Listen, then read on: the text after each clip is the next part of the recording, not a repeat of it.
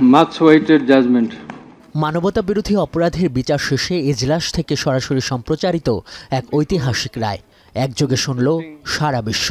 We have decided to inflict her with only one sentence, that is sentence of death.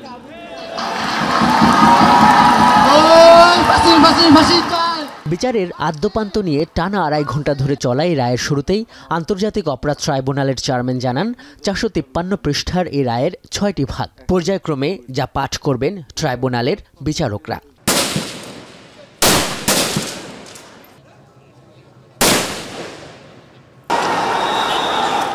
কার্যত July August গণঅভ্যুত্থান দমনে কি করে সাবেক প্রধানমন্ত্রী শেখ হাসিনা, সাবেক স্বরাষ্ট্রমন্ত্রী আসাদুজ্জামান খান কামাল এবং পুলিশের সাবেক প্রধান হত্যাযজ্ঞের উস্কানিসহ মানবতাবিরোধী নানা অপরাধ ব্যাপক ও সুপরিকল্পিতভাবে সংগঠিত করে মানবতাবিরোধী অপরাধ করেছেন তার প্রেক্ষাপট তুলে ধরেন বিচারকরা। পর্যবেক্ষণে ট্রাইব্যুনালের চেয়ারম্যান বলেন, ছাত্রদের যৌক্তিক কোটা সংস্কারের দাবিকে পূরণ না করে উল্টো তাদেরকে হেয় ও হত্যা করার জন্য উস্কে দিয়েছিলেন তৎকালীন নির্বাহী ক্ষমতার অধিকারী এই 3 আসামি। অপরাধ প্রমাণের ক্ষেত্রে সবচেয়ে বড় ভূমিকা রাখে শেখ হাসিনার নিজের মুখে দেয়া হত্যাকাণ্ডের নির্দেশ, যা রাষ্ট্রীয় সংস্থা NTMC-তে রেকর্ড হয় এবং পরবর্তীতে পুলিশের ফরেনসিক পরীক্ষায়ও সঠিক বলে প্রমাণিত হয়। শুধুমাত্র সিটি ব্যাংকে অ্যাকাউন্ট থাকলেই করতে পারবেন গুগল পে। তাই অ্যাকাউন্ট খুলুন আজই। She committed crime against humanity. শহীদ পরিবারের সদস্য, জুলাই অভ্যুত্থানের নেতা, আহত, মামলার সঙ্গে সম্পর্কিত সব পক্ষ, দেশি বিদেশি সাংবাদিকদের উপস্থিতিতে জনাকীর্ণ আদালতে রায় ঘোষণা করেন ট্রাইব্যুনাল 1-এর চেয়ারম্যান। 1 নম্বর অভিযোগে 3টি মানবতা বিরোধী অপরাধ প্রমাণিত হয়েছে জানিয়ে আসামি শেখ হাসিনার আমৃত্যু কারাদণ্ড ঘোষণা করেন। We do incline to award a single sentence, that is the sentence of imprisonment till natural death.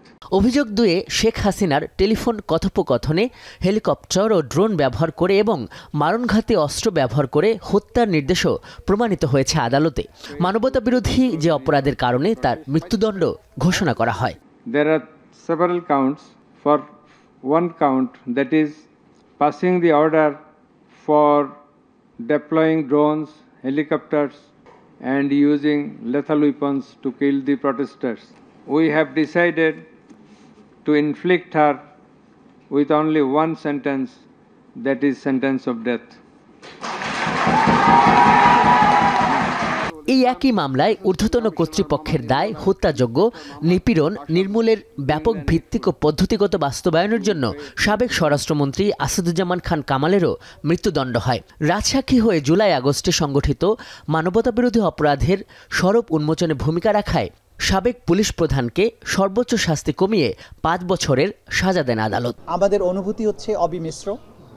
আমরা কারো মৃত্যুদণ্ডে আনন্দিত যেমন নই, তেমনিভাবে এই বাংলাদেশে যেভাবে রাষ্ট্রের শাসক হয়ে দেশের নাগরিক, বিশেষ করে তরুণ ছাত্র জনতার রক্তে পা ভিজিয়েছিলেন, তার বিচারের মাধ্যমে তাকে যে দণ্ড দেয়া হয়েছে, আমরা বিশ্বাস করি এই দণ্ড প্রদানের মাধ্যমে ইতিহাসের একটি অধ্যায়ের মীমাংসা হয়েছে।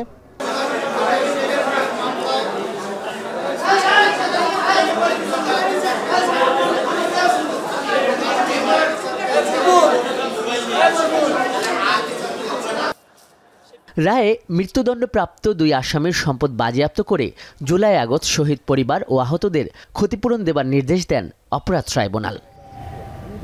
মানবতাবিরোধী অপরাধে দেশের সাবেক কোনো প্রধানমন্ত্রীকে মৃত্যুদণ্ড ঘোষণা দেশের ইতিহাসে এবারই প্রথম। বিচার কাজ সরাসরি সম্প্রচার সহ এরকম অনেক প্রথম ঘটনায় ঘটেছে এবারের বিচার প্রক্রিয়ায়। কিন্তু স্বচ্ছতা নিশ্চিতের এত সব উদ্যোগের বিপরীতে প্রশ্ন হয়ে দাঁড়িয়েছে প্রধান 2 আসামির পলাতক থাকা। রাষ্ট্রের শীর্ষ আইন কর্মকর্তারা বলছেন, ন্যায় বিচার নিশ্চিতের স্বার্থে তারা ভারত থেকে পলাতক আসামিদের ফিরিয়ে আনার প্রচেষ্টা অব্যাহত রাখবেন। আন্তর্জাতিক অপরাধ ট্রাইব্যুনাল থেকে আজহার লিমন, এখন, ঢাকা।